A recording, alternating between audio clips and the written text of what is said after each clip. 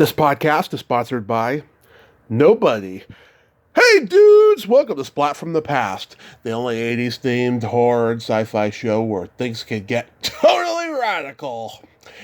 Now I am just so excited for today's guest because I will be talking to June Millington. She's the guitarist and singer of the first ever all-female rock band Fanny, best known for their 1971 hit Charity Ball. And I cannot wait to have her on today because they were groundbreaking, you know. This is pre Runaways, pre Go-Go's, pre Bangles. I mean, they were, fighting battles and rocking out, and they were a part of a magical time, out there in LA, and it's going to be a great conversation today. She got to do a lot of cool things, She got to open for Jethro Tull, Humble Pie, Slade. They got to play on a Barbra Streisand album. I mean, a lot of great stuff. And it's going to be just an honor and a privilege to talk to her today. And that's about it. I hope everyone is remaining positive in this crazy time, that tomorrow we'll get some good news and get some closure for January 6th. And everything will be all right because we just need to fight the injustices of this world. I mean, I certainly do every day when people try to gaslight me about coming on the podcast. And I'm at the point now where I'm at my wit's end. However, I'm remaining positive at the same time. So yeah, here is my interview with June Millington. Hello. Hey June, welcome to the show. How are you today? I'm good, and you? I am spectacular. I cannot tell you what an honor this is. I consider you a pioneer, and I thank you so much for coming on today. You're so welcome. So, going back in time, I read that on your 13th birthday, your mother gave you a small handmade mother of pearl inlaid guitar. And this was after you had been playing piano since you were 8, and you had heard a girl play guitar that sparked your interest. Who were your guitar heroes growing up? Oh, I mean, there's so many. I guess I'd have to start way back with what's the guy who played with Sam and Dave and wrote "Sitting on the Dock of the Bay"? Steve Cropper. Yeah, Steve Cropper, of course. The guys in the Beatles, of course. Chuck Berry, all the early people that we heard. Now, unfortunately, I never heard of the Reverend Rosetta, what is her last name? She's considered, and she was given the acclaim even from Chuck Berry as being the first to do rock and roll. Etta James? Black woman. Etta James? I'll think of it. It'll come to me. Okay. But I mean, I didn't hear of her when I started, and that's basically what I'm saying. If I had even heard of her, that would have helped a lot. But I didn't hear of her or her guitar playing till the 2000s. Interesting. Wow. Do you remember the first album you ever bought with your own money? I'm sorry, say that again? Do you remember the first album you ever bought with your own money? Oh, boy. We were buying singles in the Philippines. Right.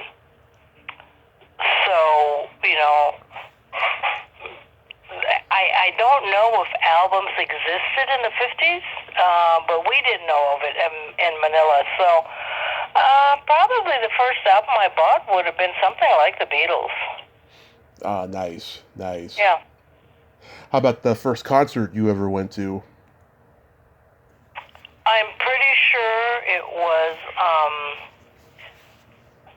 what's his name? He did "Just Because I Wear a Silly Grin the Moment That You Walk In." Anyway, we saw him in Manila, and because we just loved his hits. You know, Gary Mathis, not Gary Mathis. Johnny Mathis. Yes. Yes, Yeah. chances are that's what it was. Yeah, I mean, he was a great showman. He came out, the Araneta Coliseum had just been built, and he came out in a white suit with a basketball, and was bouncing with a basketball on the stage, and the audience went crazy. So, you know, I kind of learned something from that. It's like, it doesn't matter what you do as long as it's real, and everybody knew that that was real, so we went crazy. Besides, we loved him. You know, Filipinos love ballads.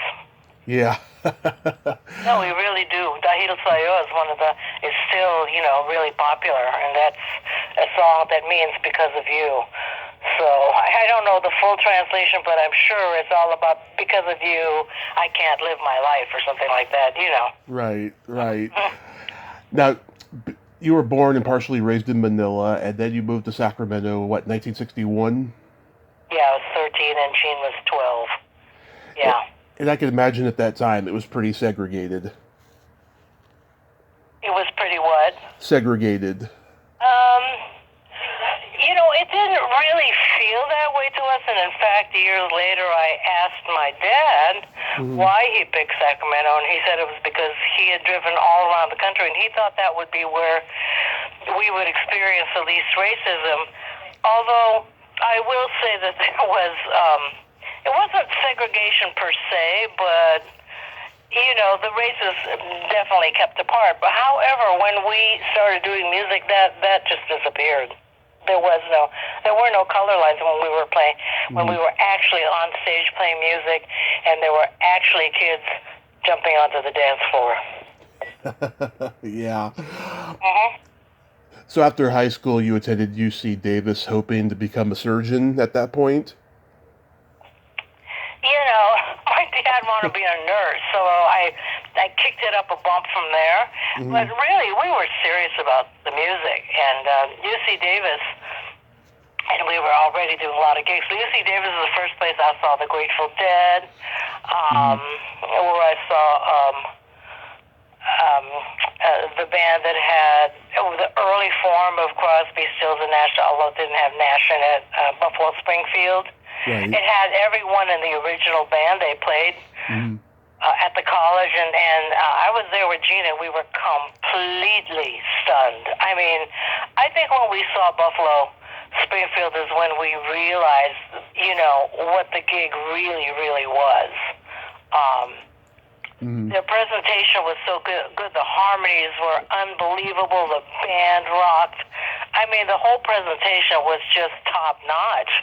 And, you know, you didn't really get to see them after that because basically they broke up as that band. But we never forgot it, man. That was unbelievable. So we were really lucky. I mean, you know, even the Dead didn't impress me as much, although I remember looking at Jerry Garcia and thinking, geez, how does he do that? How does he even know how to do that? And now you have places where you can go. You have people like me who maybe you could take lessons with or whatever. But back then, there was absolutely nothing, and especially for a girl, forget about it. So that really scared me, and I mean, it wasn't until I got to L.A. and met Lowell George and, you know, Skunk Baxter, Elliot Randall, people like that, where I really started to dig into lead guitar. And part is because they were so encouraging, my friends. But, you know, back in 66, which is when I entered UC Davis, there was absolutely no place to get it. So I was really scared. I knew I had to learn something, but I didn't know what it was, and that was even scarier. Yeah. I'm born and raised in the Bay Area, so I love hearing about that time in the 60s. Like, so were you hanging out at the Fillmore and Winterland and all of that? Yeah, absolutely, yeah. Yeah, God. 1205, no, 805. 805. Tell me who that is. 805. Is that Country Joe and the Fish? No. Okay. Although we did gigs with them. Oh, yeah? It was that really iconic band, and one of the guys was the son of a famous actress. It wasn't Quicksilver, it was a different band. Anyway, you know, there were so many great bands around, and that only whetted our appetite even more Mm-hmm. I would say that what we were listening to on the radio was basically Motown, funk, pop rock. You Mm-hmm. know, it was absolutely filled with all that, and behind that came, the acid rock tunes, which were not, they weren't as to our audience, which was the teen audience or the servicemen at the Air Force bases. Mm-hmm. Those weren't the go-to dance tunes. The go-to dance tunes were like Midnight Hour. Right. Well, that's one thing I always noticed about Fanny is that you had the hard rock guitars, you had the soulful organ. Sometimes you would shift it into a funky kind of a beat. It's like you had very eclectic taste. Mm. Well, when we were in the Spelts, when we started out, we didn't have all those eclectic tastes. And Nikki was not in the band. She didn't join the band until after we signed our record deal, really like a year after. Right. So it was more or less Nikki combined with the industry that forced us to turn to doing rock and roll. I didn't really enjoy it so much. I mean, I hear that what we did, and I hear that it's good. Mm-hmm. Um, but I would say that I only liked about half of our rock repertoire. I mean, for example, Place in the Country is a great tune. Right. And we did a great job of it. I mean, Gina and I pretty much wrote Seven Roads. I don't know what that is, but it's hot and it's got a beat, Yeah. So then you moved to LA, and that's where the journey really begins. And you had to endure a lot more sexism and just horrible gigs. Oh no, who told you that? I mean, why is there a difference all of a sudden between, It's, the North Bay and LA? it seems like LA would, because LA was so show busy back then Oh my compared God! I to mean, the Bay San Area was Francisco. completely show busy. I mean, I don't really see any difference, to tell you the truth. What I do see is a change in music styles. I mean, Hmm. now you have like the Doors, who are a lot more out of control. Although when you put them up against the Grateful Dead or Jimi Hendrix, I first saw Jimi Hendrix in spring '68 Hmm. at the Fillmore. Um, you know, they were pretty much in the same genre, but no, I didn't notice a difference. I didn't notice that it was worse in LA at all. Oh, because it seemed like it was much more inclusive in San Francisco back then, and then at some point it shifted. But that's just Well, when you say it seems like, are you listening to yourself? Or are you actually referencing some sort of research? well, I'll tell you, for me personally, I never felt like I belonged there, like anywhere I went, and so like when I see all the hippy dippy stuff of the late '60s, it seemed like there was a much better community back then. Hmm. Yeah. Yeah, I don't see it like that, but probably because I was in a band. I mean, Hmm. where the lines separated us was we were girls. I mean, I didn't notice the racism as much or the misogyny, which I just took for granted, no matter where I was. You know. Yeah. But being a girl trying to play electric instruments, that was a big deal, and there was a lot of resistance. Yeah, I mean at that time, there was like no other all female band. I mean the closest to it had been Frank Zappa's GTOs, which was more like a drugged out experiment of spoken word and bad music, frankly. Well, I think the Ace of Cups were serious, but Hmm. we never met them. And then down in L.A., um, Bertha were really incredible. They were incredible. I mean, I was a huge fan of theirs. I thought I'd never be as good as their lead guitar player, Shelley. Hmm. So I sort of saw a different sort of topography in the music and the rock scene in L.A. I mean, for example, I really liked what was the name of that band that Flying Burrito Brothers. Oh yeah, yeah. Not that I really liked that music, but I really admired the musicianship. Right. And plus, too, Um, that was all you had back then. You had all these different camps. You had the hard rock, you had the folk rock, the country rock in L.A.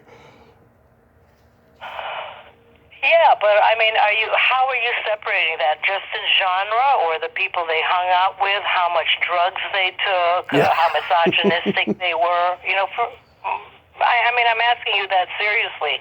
How are you making those differentiations? Well, everyone like knew each other back then. There was no internet. Everybody hung out. It was just a community. Hmm. That Okay. that's the way I I frame mean, it. I didn't experience it that way, but probably because we were girls. I mean, there we were in the canyon, close to the canyon, Laurel We were Canyon. living just up the street from the Chateau Marmont, and the canyon is just like 3 blocks away. Now, we weren't invited to those parties, so we were not hanging out with all that crowd. I mean, we knew that Frank Zappa liked us because he wanted to produce us. And his manager was one of the guys who got assigned to Reprise, the Coen brothers, actually. What a pair they were. But, quite frankly, the music industry was and probably still is to a large part run by the mafia. So Yeah. I'm skipping a little bit there, but I'm remembering that scene also. So it was removed from the so-called real world. And what brought it all together for me was the love of the music. Like when I heard The Gambler, I flipped out. And The Gambler pretty much came out the same year as Gree-Gree, Dr. John's Gree-Gree. Right. How far apart can you get in style, right? Yeah. But I thought they were both incredible. And Lowell is the one who turned me on to Elton John because he saw him at the Troubadour. I missed that show. I didn't even know he was there, but when I heard your song, I mean, actually, Lowell made me pull the car over. We were listening to the radio while we were driving around, and made me pull the car over so we could just listen to it, because it was so incredible. And that's a ballad. Yeah. Right. And we were friends with Randy Newman, for example. He was on the same label. Ry Cooder, we became not so good as with Randy or with Nilsson, Harry Nilsson, but I think of them as our contemporaries, and within the realm of music, there was a good hangout scene, but you had to be in that scene. We were never in that acid rock scene in L.A. They just wouldn't let us in. Did you know Neil Young? He was on Reprise. No, I didn't know him. No. Okay. Yeah, I know that you all played the Troubadour, but did you get to play the Whiskey and the Cheetah? We didn't play Cheetahs, but Whiskey was like our home base. With that lot. Yeah. You didn't know that, huh? I didn't know that, no. Oh, wow. You should get my autobiography, Land of a Thousand Bridges. I just found out about that as I was doing research yesterday. I'm going to definitely check that book out. Yeah, you can only get it through our organization, IMA, so go to ima.org. It's a nonprofit. Okay. Yeah, it has all those details in it and much more. Where did the name Wild Honey come from? I don't know, because when everyone was in the Svelts for a bit, and then they split, I went off to UC Berkeley for a quarter, and Addie and Alice, and they split off with a couple of other young women, and they called their band Wild Honey, and then they wanted to rejoin, so they called Gene up and said, hey, you want to start playing again? So we just took up their name. And Fanny, of course, was a reference to the female spirit, not the derriere. Was the reference to what? The female spirit, and not the derriere. No, not at all. I mean, again, your information is wrong. That was no, Wikipedia. I mean, Bertha had been called Daisy Chain before they changed her name to Bertha, and I loved that there was the word Daisy in there, a girl's name. So when we were wanting to change our name, we came up with a list of like 60 or 70, like sort of far out psychedelic names, and I said, well, I heard of this band called Daisy Chain, which I didn't know actually until a couple of years had been the predecessor to Bertha. But anyway, I said, well, let's try to think of a girl's name, and Fanny was the one that came up, and we liked the double entendre. I mean, of course, we knew the book Fanny Hill, and there was Fanny Bryce, there was your Aunt Fanny, there was Grandma Fanny. So in contradistinction to what you just said, Mm-hmm. Fanny, Grandma Fanny, with the hot chocolate and the warm cookies was my avatar, because I was really afraid to go out there and play lead guitar. I didn't want to play lead, but Addie quit. So this big deal that's made of Fanny, that it's women's part in England, just really upsets me because it's so off base, and somebody just started saying that because it's titillating, and then it caught on, with everybody ignoring the fact that it was more because of, your Aunt Fanny or Fanny Bryce, Fanny Hill, all that. That was a common name. Yeah, when my dad, when I was 12 years old, my dad got me this book, Rolling Stones Rock and Roll Encyclopedia, and that's how I first found out about Fanny. I was like, there was a band named after an ass. That's so cool, Yeah, we knew that was, a name for another name for ass, but what everyone focuses in on is what it means in England.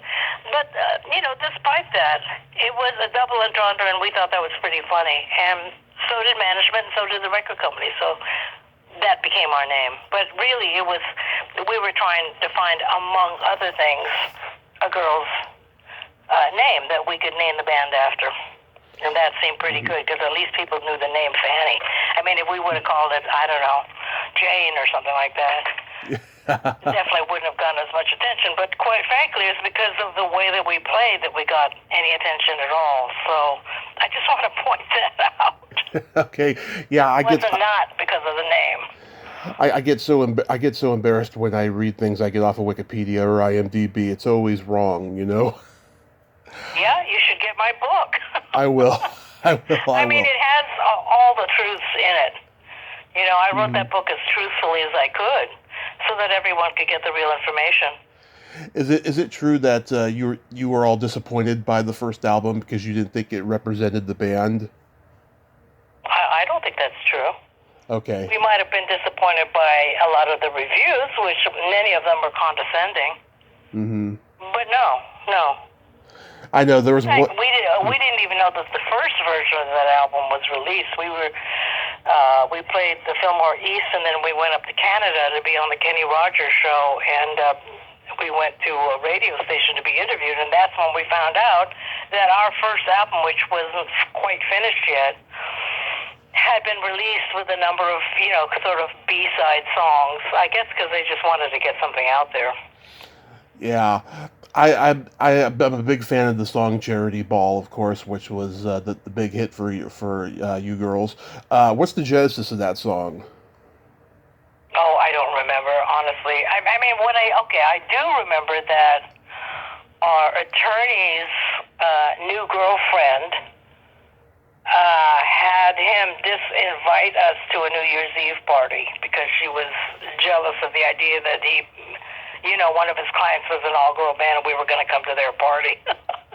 So when we found that out, we were sitting around, rather than going to the party, we were sitting around and kind of jamming around the dining room table at night, and we just started to bash out that groove, which, by the way, I had just learned that guitar lick from Lowell George, which is like just a blues lick, but I didn't know blues at all, so he was teaching me. Anyway, so we started saying, fuck you, fuck you. So that's how that started out. But it's not really something that you could write about. Yeah. It reminds me of, do you remember the band Status Quo? No.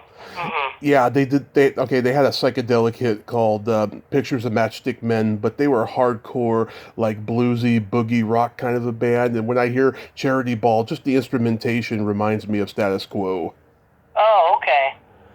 Yeah, when I hear the original version, there were two versions of Charity Ball, and I think that Richard worked off of, maybe added stuff to the first version, but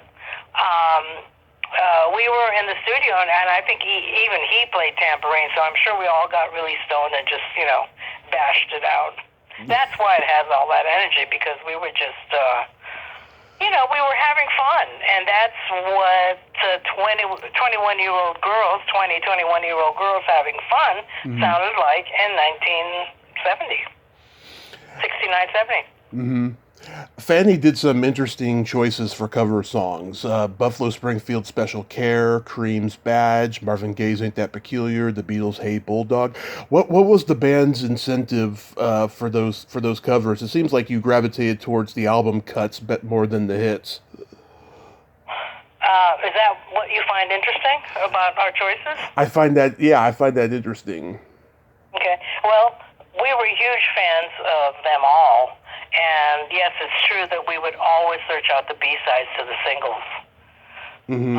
So, for example, you didn't mention Young and Dumb, but Young and Dumb was a B-side for I Can Tina Turner. Right. And we just took that and ran with it. Badge, we must have heard it as their hit.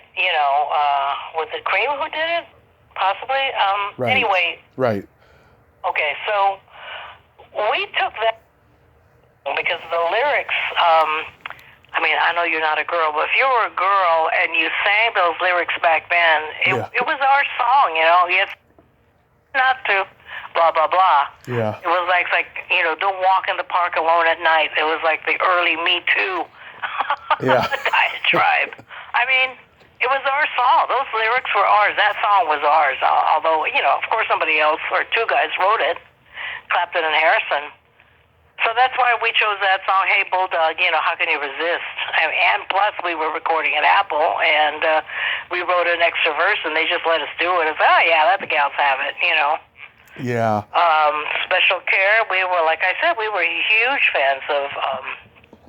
Stephen Stills. Well, just Stephen Stills, but the predecessor to him was actually... oh, God, I lost the name, but we just talked about them. Buffalo Springfield. Yeah. So we chose Special Care just because it was it was a minor hit. It wasn't a major hit for them, but we loved it. And I feel like we added our own twist to all of those, especially Ain't That Peculiar, which is completely different from the original. But I'm sure we did the original version of Ain't That Peculiar in our dance band, in either the Sprouts or Wild Honey. So because we were already playing basically clubs and for audiences who wanted to dance, we were pretty far-ranging in our choice of material. And one thing that a lot of people don't know is even in Fanny, we would play clubs around L.A. to get our whatever material we were working on under our belts firmly. So, something like that,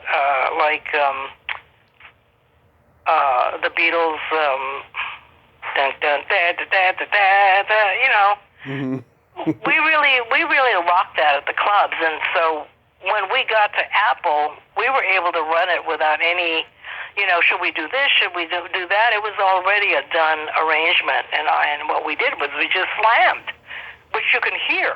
The way that we played Hey Bulldog, completely slammed. And Jeff Emmerich, their engineer, and now our engineer, was completely thrilled. He was so thrilled that we could play and we knew how to record because Richard had been training us. So that was a good period, for us to realize, okay, Jeff Emmerich, we had his seal of approval. Unfortunately, he was not interviewed about us. So, the people did not get to level 2 with their interviews about Fanny or with Fanny. It was mostly, what does it feel like to be a girl and play guitar? It was just the stupidest questions. Yeah. It was always kindergarten, and I really hated that. That was one of the things that caused me to leave. I could not stand it. The rest of my life I was going to be asked that question? No way. I'm just way too smart for that. Yeah, all the women bands got the stupid questions, especially from male journalists. I just don't get that. I really don't. You don't get misogyny, really? I do get it, but I just don't get stupidity like that. Yeah, to not continue to the next level. I don't know if they actually ever got over that. You're right, but it's so part and parcel of misogyny. But that's what made me crazy because, well, even the women who interviewed us, they pretty much asked that question also, everybody, and you could tell, you know, they wanted to present some sort of an interview that would look good to their editors. So, you know, that's how they, you know, more or less fashioned their questions to us. But had they asked us more intelligent questions or dug a little bit deeper, I think they would have had much better articles. I mean, the stupidity is on a number of levels. I agree. Now I hope I got this right. The front cover of Charity Ball was taken by Candice Bergen, of all people. Let me see. Yeah, the insert. Right. That was taken by her up at AFI, American Film Institute. That was a lovely location. Lovely. That was a great location. And also those outfits were from My Fair Lady. Oh, yeah. We were signed to Warner Brothers. We went to the wardrobe department and picked those out. And what was so cool about that is we met the women who take care of those outfits, and they are really good. In 1971, Fanny got to be on a Barbra Streisand album. How was that experience? Barbra Streisand? Yeah. Well, she was a fan. So, you know, the songs were pre-chosen by Richard and us, and he figured out the key with Barbara. But she was a fan. She went to the Whiskey to go see us, especially when she was dating Ryan O'Neal. Yeah. So we were very comfortable with her in the studio. We didn't have to be like all introduced and, you know, break the ice and all that kind of stuff. In fact, she came in, it was sort of like, I'm not sure to this day if she was playing a scene in her head, but she came in and she came rushing in and she was all flustered. She says, I don't know if I can do this. I've never sung live with a band before and I don't even quite know the songs and blah, blah, blah. So I sat her down. I mean, the band was with me, but I sat her down and I sat directly across her. I mean, her eyes were like, you know, less than a foot away from me. So we were sitting facing each other, and I sang her the song line by line, and she repeated it. And that was Where You Lead. And then she said, oh, okay, I'm ready. Jesus Christ, I'm ready. She got it on the first take. I think she only did 3. You know, I mean, she really is a fantastic. She does not warm up. No. So we were comfortable. We were laughing, joking. I don't know if we got stoned or not, but you know, we could have. It was, you know, that was like 1971. You know, that would be cool to get stoned with Barbra Streisand. And she's such a pro, though. I don't remember, so don't take me to, you know. Yeah. Don't take me at that sort of level of word, but we could have. That's all I'm saying, because the vibe was like we were at our own private party, you know. Now, you got to go open for great bands like Jethro Tull, Humble Pie, Slade. Any stories that stand out about those bands? Well, I remember that we played ahead of Humble Pie at Fillmore East. I would say like 6 weeks at the most after doing that session with Barbara. And I remember looking at Gina going, boy, that guitar player is really good. I mean, we never heard of them before. But I only knew how good he was because I was already hanging out with Lowell and Elliot, you know, and Skunk. So I knew what good was, you know. I knew what excellent was. I knew what A+ was. So by that time, I could sort of pick out who I knew was really good, whom we were opening up with, like the Winters Brothers. We did gigs with them together and also apart.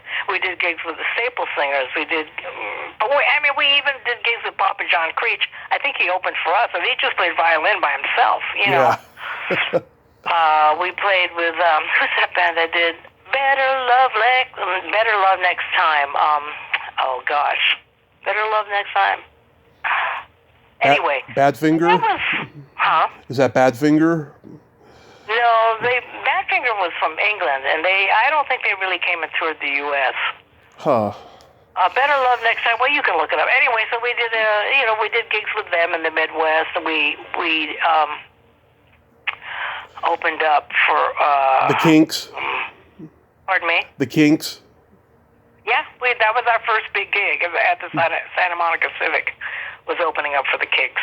So we pretty much played with everybody. I mean, the only people we didn't that I can think of who are that top-notch echelon would be the Who, although we were backstage with them.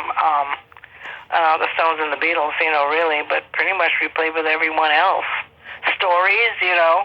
Louie Louie, what a great hit. Oh my God. So it was amazing to play with them because I just love that guitar solo so much, and I don't know if you remember, it was the second time it repeated. The orchestra played it with him, unison. It was incredible. So I noticed stuff like that, and I would let those guys know what I heard. But also, it's true, our road manager, Mark Hammerman, who's now gone, but he told me that, he said, June, you never even noticed that all the guys you opened up for, they were all standing by the stage with their jaws dropping. They all wanted to see you. So that's pretty cool. I mean, he just said, you just didn't notice it. What was it like appearing on American Bandstand? I don't remember playing American Bandstand. Are you sure we did that? Again, going back to Wikipedia. How about the Sonny and Cher show?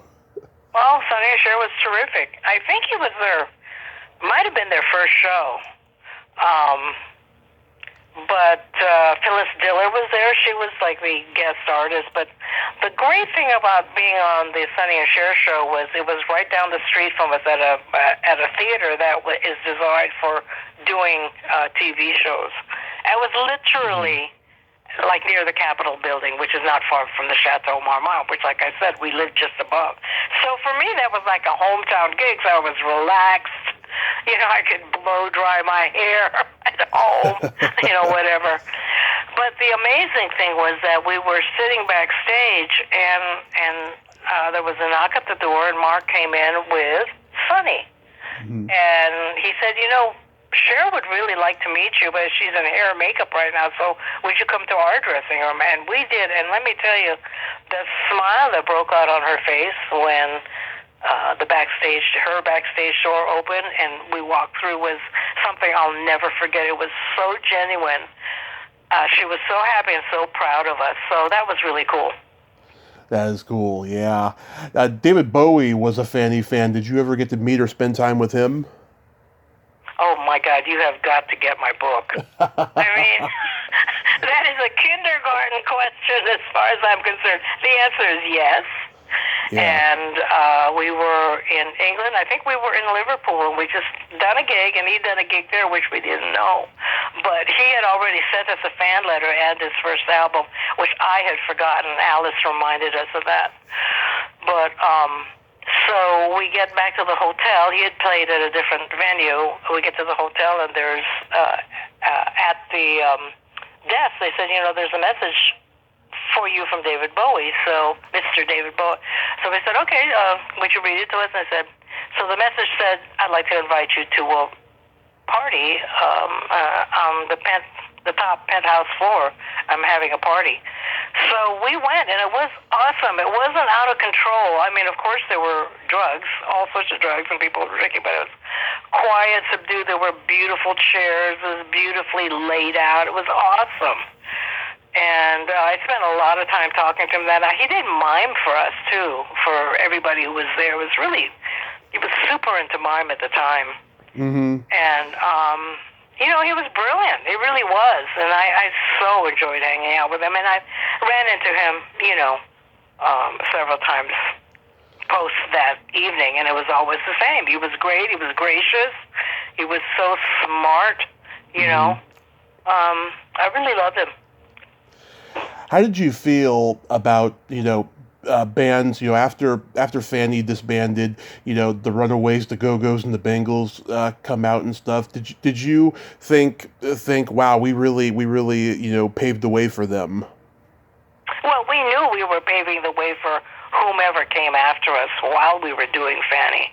Mm-hmm. The thing that I was disappointed in, and believe me, I waited and watched for any one of them to mention how much they owed to Fanny. Yeah. Not a word. Not a word.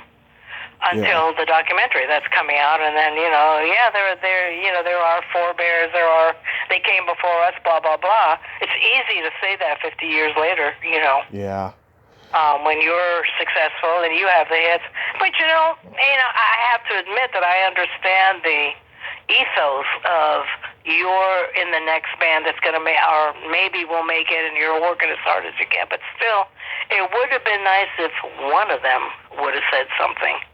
So that's how I feel about it. I know they didn't mention Fanny at all.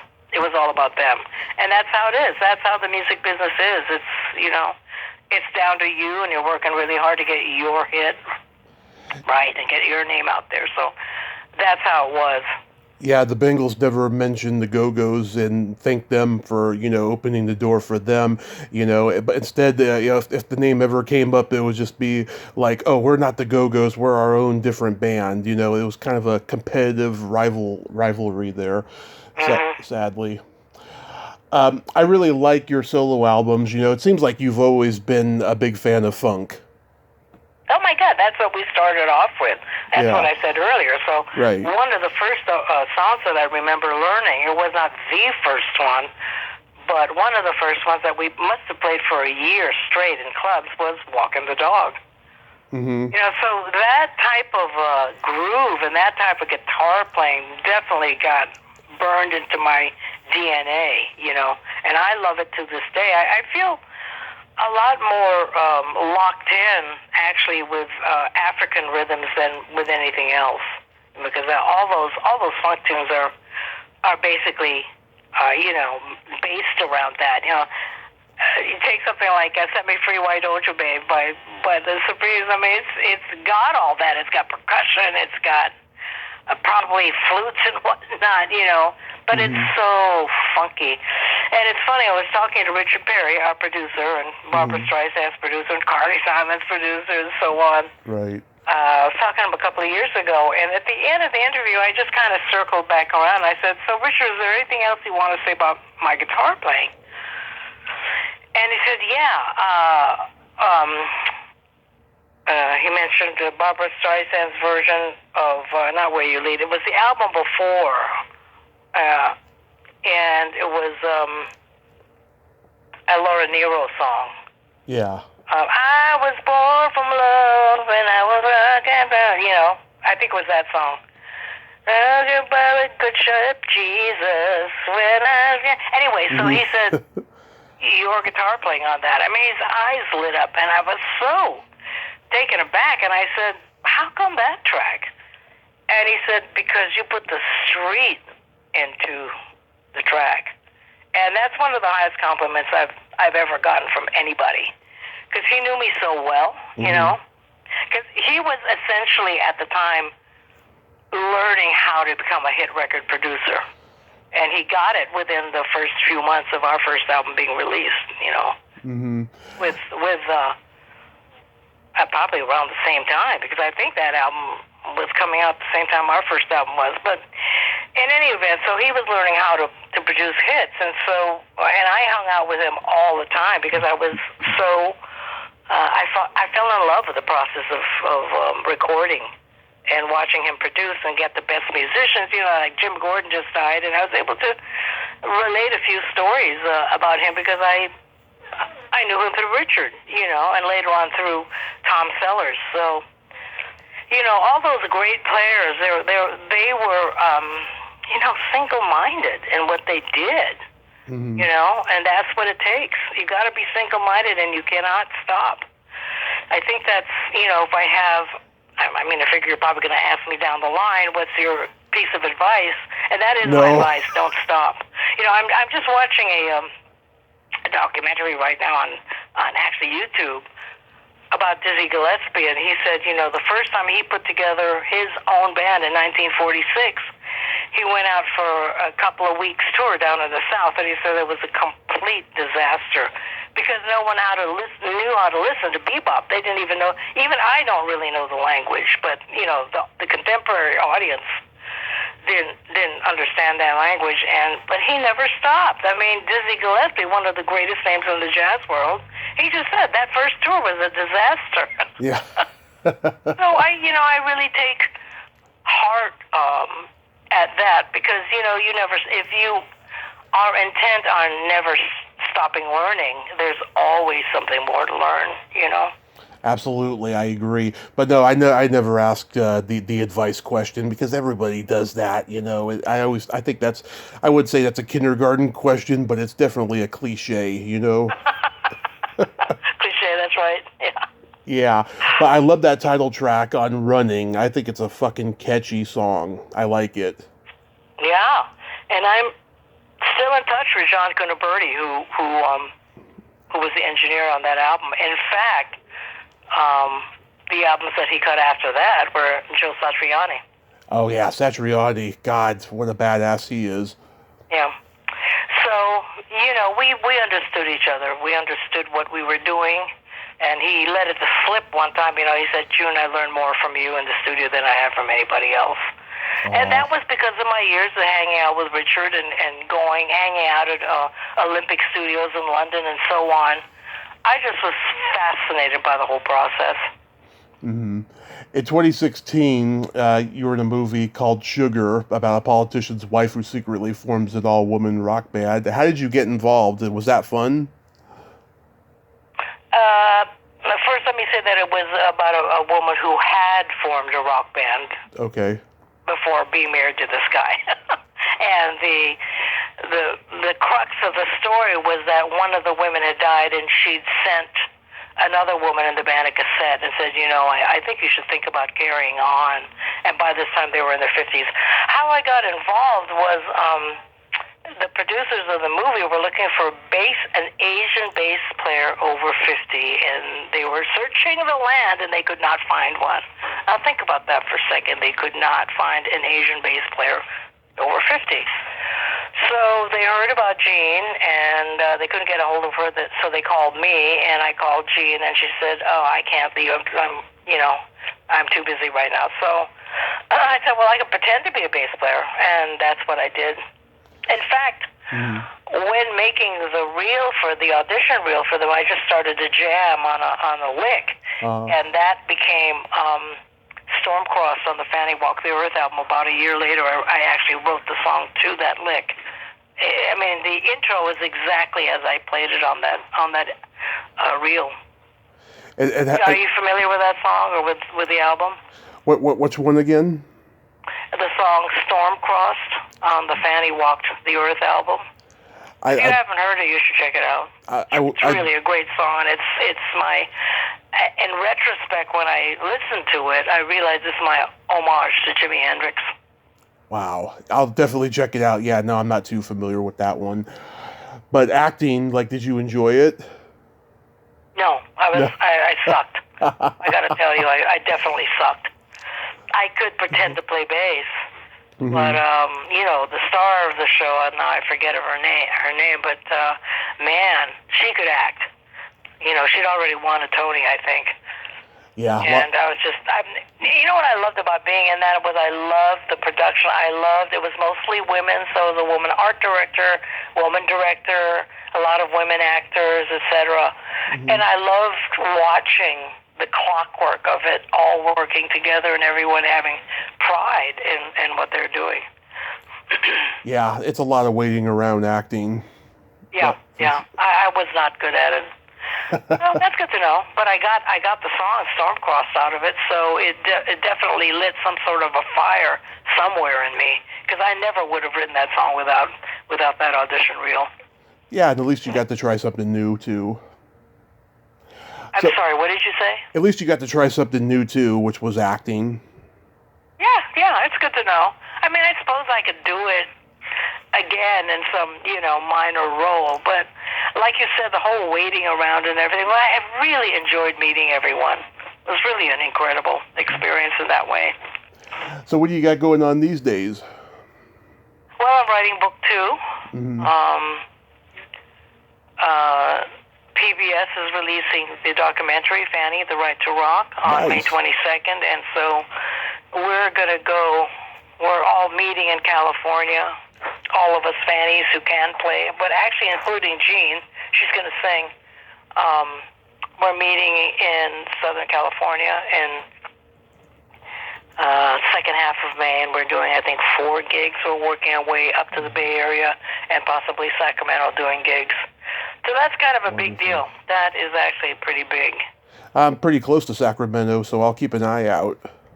Yeah, it'll be at the Quest Theater. Nice, nice. So has this documentary been a long time coming? Well, I mean, you could say our whole lives, you know. She starts at the beginning with the Smelts, so. But like, it's kind of cyclic because she actually also includes I May, because she came here while we were recording Fanny Walk the Earth. That's me, Jean, and Bree. And Bree was in the Smelts in the early days, so. You know, she has all sorts of stuff on the different phases of our lives, and how Jean and Bree, their boyfriends, dropped them because their boyfriends' dads asked them to drop them because they were half Filipino. And that gets back to the question you were asking me earlier about racism. See, I didn't experience that because I wasn't dating then. I was so shy, and I was basically just practicing and learning songs. But I didn't know I was lesbian, so that's another thing. But however, so they talk about that in the film, and it's just, you know, it's heartbreaking. And people love the film. I mean, I just saw it twice in the last week because I went to Bergen Community College and Rosendale Theater to be at the film and to answer questions, etc. So, yeah.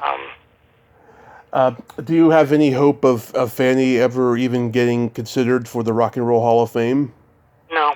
No? Not me. I know a lot of people do, but there's just still, either there's one person or there are a lot of people who don't like Fanny, so associated with the Rock and Roll Hall of Fame. So I don't expect it at all in my lifetime. Well, you definitely got my vote, for sure. Well, thanks. I mean, thank you. The Go-Go's got in, and they had stopped hoping for a long time, and they even criticized it publicly for a long time, and then suddenly they got in, you know? So, you know, there's a good chance that, you know, if you don't give a fuck, it'll happen, you know? I don't know. I just don't know.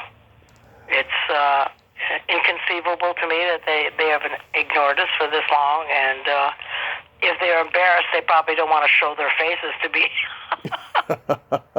criticized even more. Yeah, oh God, we could be here till next week talking about what sucks about the Hall of Fame, but absolutely. And June, I thank you so much for coming on today, and I'll definitely get the book, and I'm gonna keep my eye out for the documentary, and of course, if you come to Sacramento, I'll see if I can make a trip over and see you play. Sure, absolutely. Fanny, The Right to Rock. You can actually get it now. You can buy the DVD at Amazon, I think. But sure, wait for PBS to put it out. That's got to be a couple of more million people who find out about Fanny, which I think is great. Absolutely, absolutely. Yeah. You have yourself a great day, and be safe out there, and keep on rocking. You too. Okay, take care. Bye. Thank you. Bye-bye. Well, there you have it.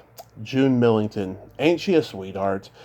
Wow. I hate getting information wrong, I'll be honest with you, you know, but, you know, sometimes, you know, Wikipedia or IMDb are the only sources to go, or, you know, the person's website, you know, and at least, you know, we had a good conversation, and at least, you know, we got some good stuff out there, and I'm so blessed I got to talk to her today. Well, until next time, this is Tommy Throwback Kovac saying, there's no shame in living in the past, because the present sucks. Later, dudes.